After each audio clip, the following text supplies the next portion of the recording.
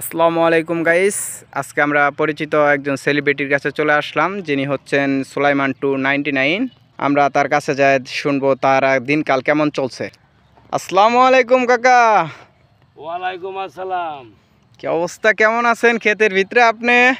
বাবু ভালো আছি, খুব প্রচন্ড রোদ উঠছে, রোদের মধ্যে বাবু এই যে খেত নিয়ে আছি বাবু। কিসের চারা বুনছেন?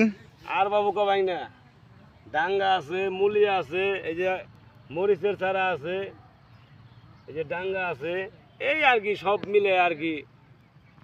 সব মিলে চাষ করছি। তো এখনকার আপনার পেজের অবস্থা কি, বা টিকটকের?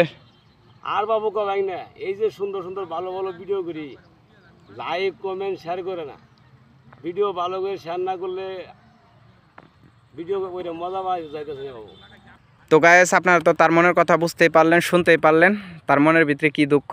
তো আপনারা আশা করি লাইক কমেন্ট শেয়ার করে দিয়ে তাকে একটু সাপোর্ট করবেন, এটাই আপনাদের কাছে ভালোবাসা আবদার রইল।